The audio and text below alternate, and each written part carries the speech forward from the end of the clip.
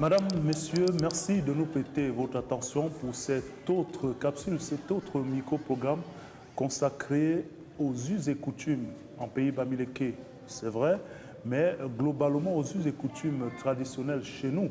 Le prétexte est tout trouvé, l'édition 2017 du Simtojom, lequel Simtojom est bâti sous la supervision, n'est-ce pas, du roi du peuple Banjoun, Sa Majesté Njomo Kamga Honoré, lequel roi a confié et donné toute sa confiance, n'est-ce pas, au comité d'organisation de ce Simtojom 2017, piloté par M. Siaka André. Et dans le cadre, n'est-ce pas, de cette organisation, cette série de capsules que nous vous proposons pour rentrer et prendre corps avec quelques facettes de ces us et coutumes sont évidemment chapeautées par le président de la commission culture et tradition de ce Simtojom 2017.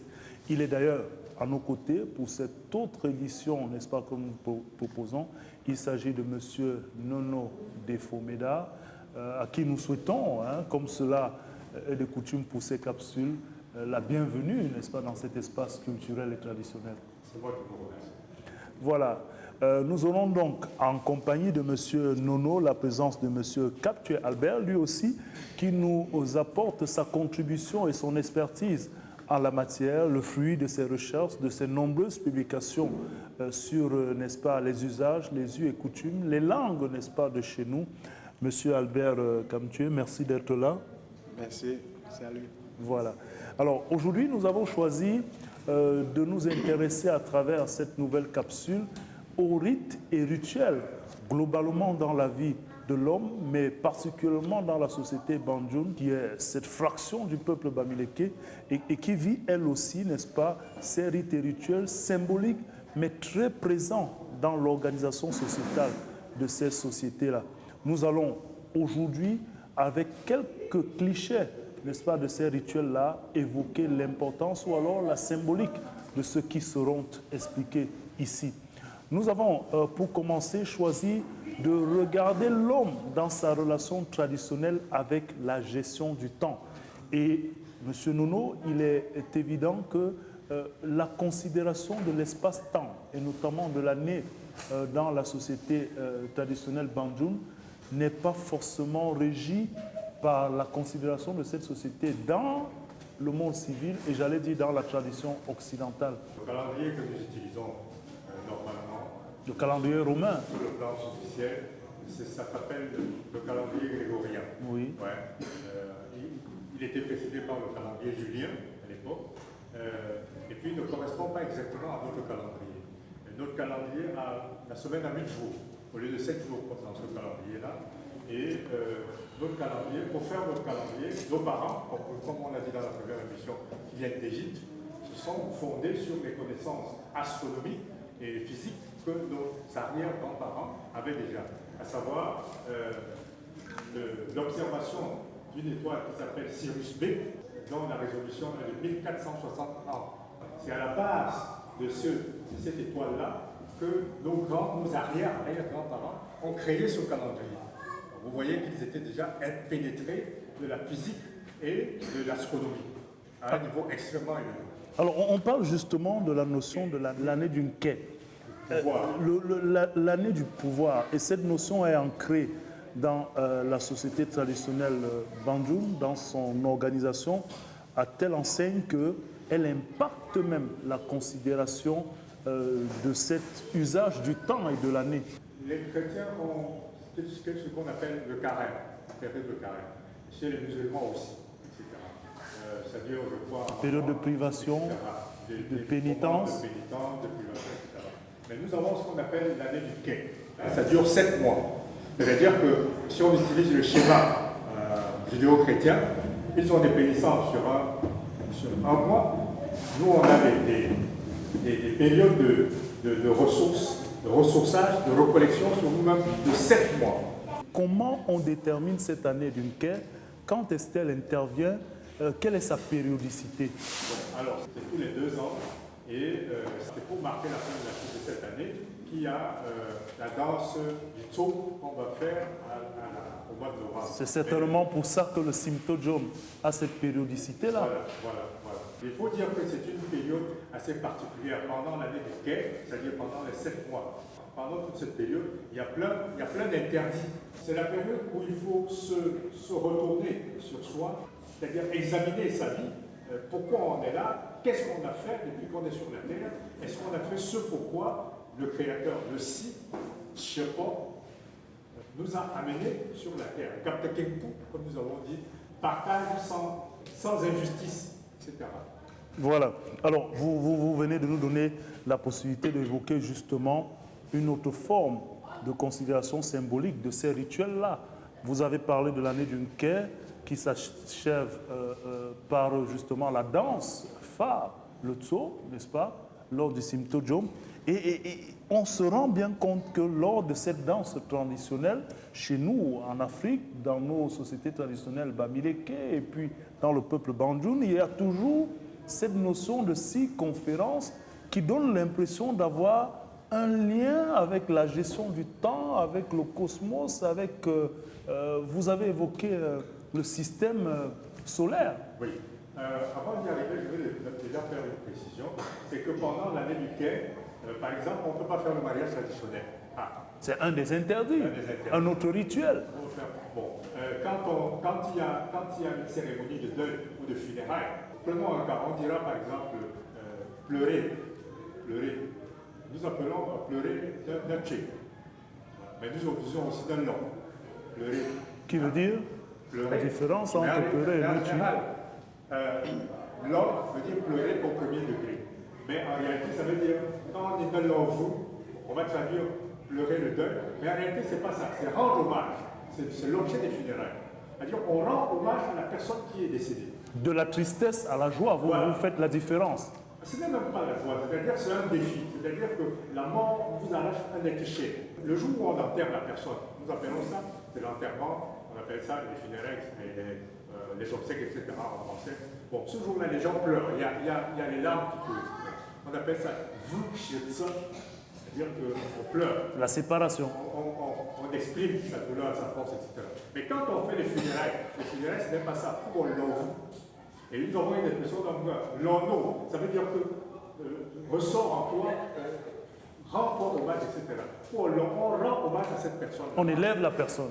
Non seulement on élève la personne, mais on fait un défi à la mort. Quand on vient là-bas, on vient avec des coachs, la queue de cheval. Nous expliquerons ça dans une autre émission, la thématique, etc.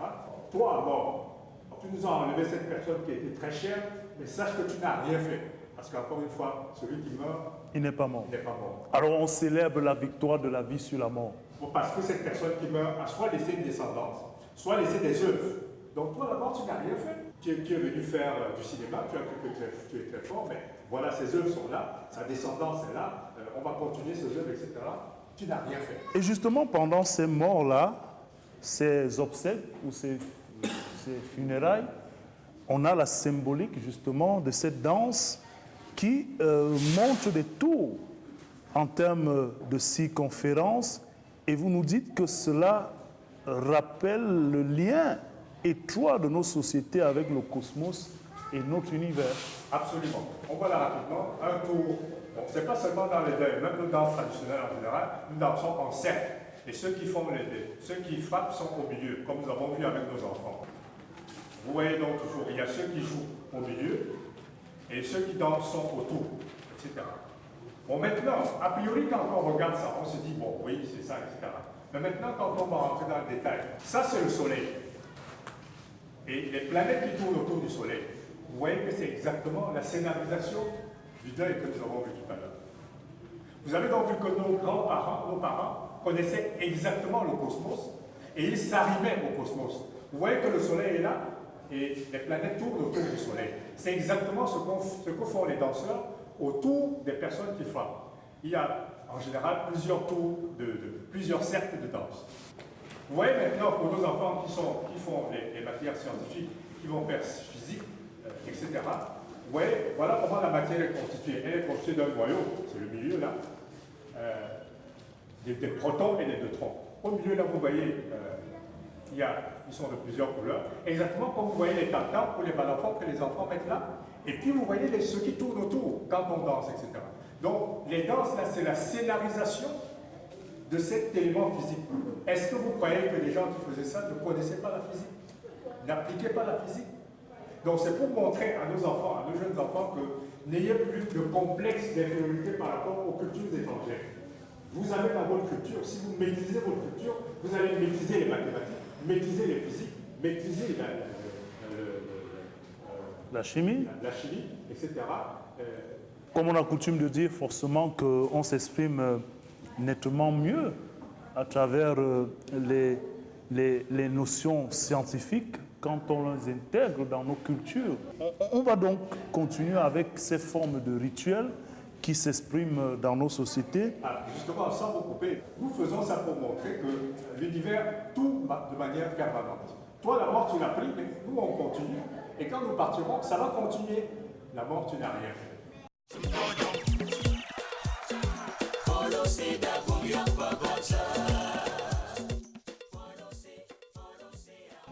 Très bien. On le disait à l'instant, la célébration perpétuelle de la victoire de la vie sur la mort, et cette victoire qui se manifeste à travers ces rituels déjà légion dans nos coutumes ancestrales. Mais évoquons quelques aspects justement de cette tradition. On va parler de la naissance. C'est très symbolique. On pourrait parler de la naissance comme d'autres choses, mais on veut dire que la célébration de la vie dans nos sociétés traditionnelles est quelque chose de particulier. Absolument. C'est-à-dire que nous remercions Dieu, le suprême, ensuite le cosmos, pour nous avoir donné quelqu'un d'autre qui va continuer nos œuvres. Parce que nous partons de ce principe, la vie n'est pas déliée à la mort. Mais nous n'avons pas cette vision manichéenne du monde. C'est-à-dire qu'un monde qui est divisé en deux. Une partie des bons, et l'autre les méchants. Mauvais, etc. Parce que si vous partez, le remède qui est bien, qui vous soigne, si vous le prenez quand vous n'êtes pas malade, ça devient un poison. Donc vous ne pouvez pas aller à la pharmacie, vous dites que ça c'est un médicament, ce n'est pas un médicament. C'est un médicament, d'accord, mais c'est aussi un poison.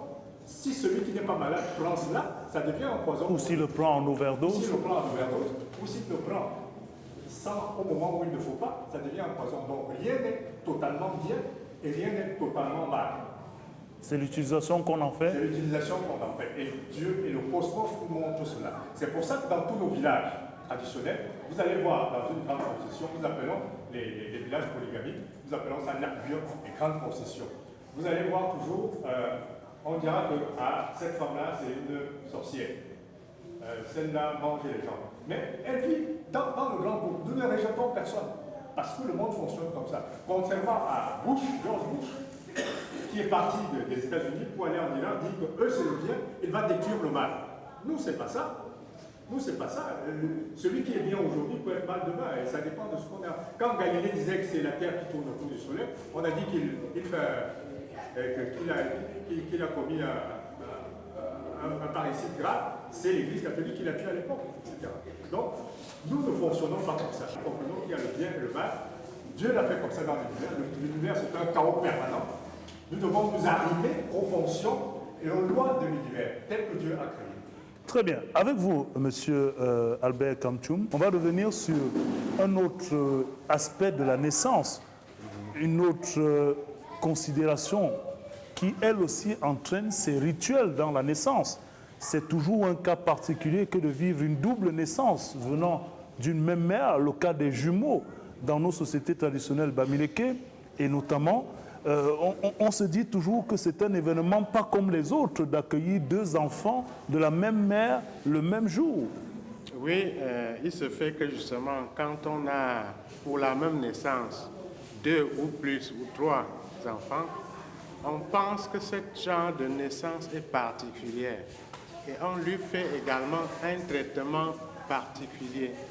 C'est-à-dire, on doit initier aussi bien les géniteurs, c'est-à-dire l'homme et la femme, on doit également initier les jumeaux.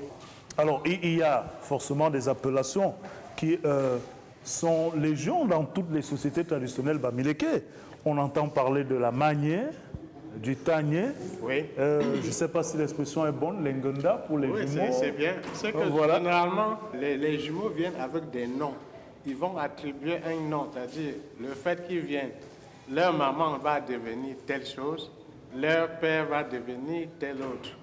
Ils subissent des initiations de degré 9, presque très proches du roi. De Les initiations du degré 9, Oui. à une échelle de degré élevé. et le plus élevé, c'est quel vers degré? le 12, C'est vers le 12. Oui. Donc c'est pour vous dire que ces personnes, par le fait d'avoir mis au monde des jumeaux, deviennent des personnes pas comme les autres. Et ils subissent beaucoup de rituels. Je vais vous donner juste quelques grandes lignes. D'abord, il y a les noms, aussi bien pour ceux-là que pour les enfants. Voilà. Et le rituel commence toujours, comme c'est un rituel qui donne droit à de la puissance par l'humiliation. Donc on vous met sur un tronc de bananier. Ça commence par là-bas. On va ouvrir ce qu'on va appeler Tchepsi. Après, le lendemain, on va installer un Tchepsi pour les enfants. Je pourrais vous dire ce qu'il y a dedans. Et c'est quoi le Tchepsi, justement, le Le Tchepsi? Tchepsi, c'est un lieu où on se met pour s'adresser à Dieu. Tchepsi, c'est comme si tout à l'heure... C'est un couloir, À travers nos ancêtres. un À parloir, travers nos ancêtres. Voilà, une donc espèce de parloir pour c'est le point. entrer Ça en peut être communion avec... très souvent dans des concessions, vous avez des arbres avec plein de choses autour, où on dit c'est ici qu'on s'adresse à Dieu, soit en parlant à lui, soit en lui faisant des offrandes. Voilà, donc le Tchepsi, on en fait pour les jumeaux aussi. Effectivement, si je te dis ce qui est dans ce Tchepsi, tu comprendras que si tu veux attaquer un jumeau, tu commences par là-bas. Peut-être qu'il Il y a il beaucoup faudrait de que nos chances. téléspectateurs comprennent qu'il ne faut pas les attaquer. Qu'est-ce qu'il y a dans le... Si ce n'est pas un secret dans le Tchepsi? Bon, c'était seulement pour vous faire comprendre qu'il a une partie de lui à cet endroit-là. Vous voyez, il y a une partie de lui. Bon, cette initiation, il faut que je vous donne juste les points principaux. C'est qu'on ne fait pas par procuration. Tu ne peux pas venir faire une initiation pour mes jumeaux. Non, ce n'est pas possible. Et puis, quand tu fais de l'initiation, ça c'est un peu du secret, c'est qu'il y a une confession au début. La confession, c'est que c'est l'officiant. Parce qu'il y a des rites, si vous les faites sans être vraiment le géniteur, vous ne tenez plus 7 jours sur le mont-ci. Donc, il a pour mission de te faire une confession à deux. Suivant ce que tu lui dis, il saura comment initier. Son intention étant d'éviter des morts. Je voudrais vous donner quelques précisions. Quand un homme ou une femme donne des jumeaux pour la première fois, on les appelle téclou. On appelle l'homme téclou, la mère méclou. Mais quand il donne des jumeaux une deuxième ou une troisième fois, on l'appelle magnon, ou tagnon. Donc il y a quand même cette confusion-là, parce qu'on voit beaucoup de personnes qui sont à leur première naissance de jumeaux, mais qui ont le titre, mais c'est régulier. Bon, si vous regardez, les magnes, par exemple, ont souvent un bâton. Dans le passé, ce bâton était en même temps une protection pour elles. Ça veut dire, si vous voulez l'attaquer, lui faire du mal, si vous blessez avec ça, ça ne se guérira pas. Mais de plus en plus, on ne fait plus le rite sur ce bâton. Le bâton donc que vous voyez souvent que les mécus ont, c'était une façon, c'était un élément de protection pour elle. Parce que si vous l'attaquez, elle se défend avec ça. Si elle vous blesse, généralement la blessure ne se guérira pas.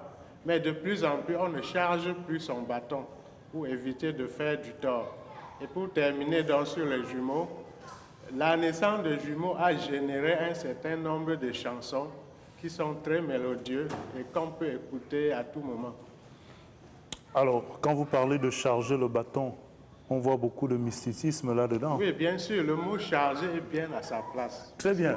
Que ceux qui comprennent, comprennent. On charge le bâton de celles qui ne sont pas encore meignées ou bien de celles qui sont déjà meignées. Celle qui est magne, elle marche toujours avec ça comme protection. Très bien. Mais il y a que, c'est vrai que nous avons évoqué cette question dans une autre capsule, le mariage coutumier, lui aussi, est quand même en plein dans les rituels. Et il y a des symboles forts. Peut-être qu'on peut avoir quelques-uns de ces symboles-là. Oui, parce qu'il faudrait que les gens comprennent. Déjà, ce qu'on ne comprend pas souvent, c'est que dans le mariage coutumier, il y a le père géniteur, il y a un autre père qu'on appelle takap, donc il y en a deux. Après, il y a des actes qu'il faut à tout prix poser, qui ont des noms en matière de mariage coutumier. Il faut voir au moins 3 maisons. Il faut la chèvre et l'huile pour le père. Si vous ne faites pas ça, vous n'avez pas épousé la femme. À quoi correspond le takap, l'autre père qui n'est pas géniteur? Lui vient d'où? C'est un oncle? Il est dans l'ombre? Généralement, il ne peut même pas être de la famille. C'est le propriétaire de la lignée. C'est lui qui avait acheté l'esclave dont dépend la lignée où vous épousez une femme. Bon, on pourra rentrer dans les détails si vous voulez, mais le takap, lui, c'est avec lui que vous traitez le type de mariage. Est-ce que tu veux acheter comme lui? Est-ce que tu fais seulement la demande? Est-ce qu'il te donne seulement?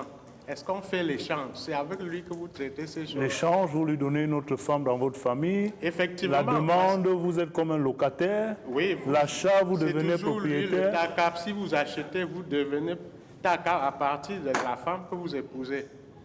Et on fait l'échange souvent. On avait obligation de trouver une femme à son enfant garçon.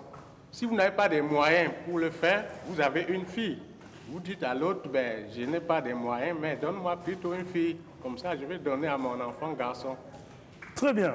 Autant de rites et rituels dans nos organisations traditionnelles.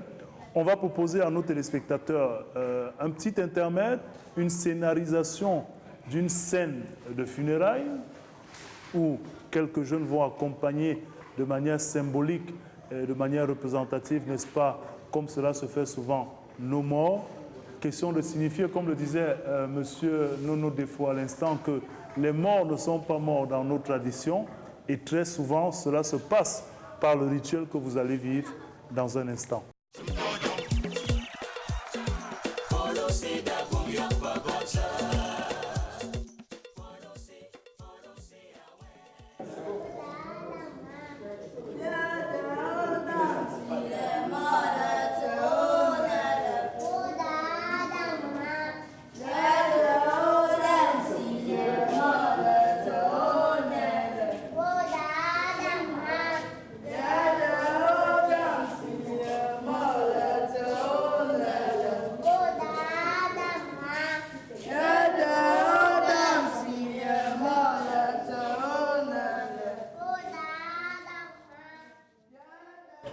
Scène touchante et émouvante, c'est encore plus expressif quand cela est fait du haut de la naïveté et de la sincérité de ces jeunes enfants Banjoun qui nous ont fait vivre de manière symbolique justement ce rituel lié à l'accompagnement du mort que vous allez certainement expliquer pour nos téléspectateurs. Alors, encore une fois, nous avions parlé de la femme. C'est d'abord la femme qui élève les enfants, qui les initie à ce rituel. Qu'est-ce que les enfants sont en train de faire? Il y a leur frère ou leur soeur, enfant comme eux, qui est décédé. Ils le portent et c'est le mort qui est en train de parler. Quand vous dans les chansons, c'est le mort qui demandait « Où m'amenez-vous » C'est le mort qui parle. Et ceux qui portent, donc les amis qui portent, lui répondent « Nous t'amenons d'où tu es né ». C'est-à-dire, en fait, où est enterré ton cordon ombilical. Parce qu'il veut se rassurer, le mort, enfin, entre guillemets, il est mort, il veut se rassurer, que vous l'amenez au bon endroit. Pourquoi? Parce qu'on doit l'amener là où on avait enterré son cordon ombilical, pour qu'il se retransforme en terre, pour que le Tout-Puissant prenne cette terre et refasse un autre être de grande dimension comme lui. Très bien. On se rend bien compte que lorsqu'on regarde un peu un certain nombre d'éléments symboliques de ces rituels, cela nous ramène encore à cette filiation, à cette Égypte. Disons, ce sont les rites de nos ancêtres. Nous sommes partis d'Égypte avec, c'est-à-dire que dans les pyramides, vous avez la scénarisation de cette scène, par exemple, pour la cérémonie des morts, la cérémonie des morts, etc. Et ça recouvre et ça reconforte notre identité par rapport à d'où nous venons, et ça montre les rapports que nous avons vis-à-vis du cosmos.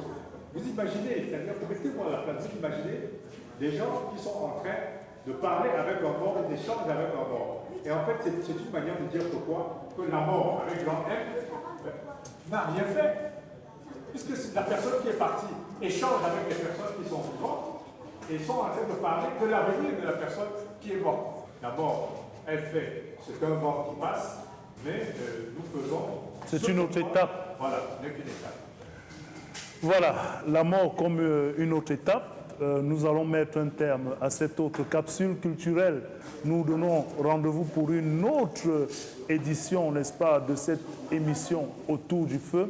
Un symposium piloté dans sa grande organisation par M. André Siaka, qui en est le président. Bien évidemment, on ne le répétera jamais assez, tout ceci sous la supervision du roi Bandjoun, Sa Majesté Jomo Kamga.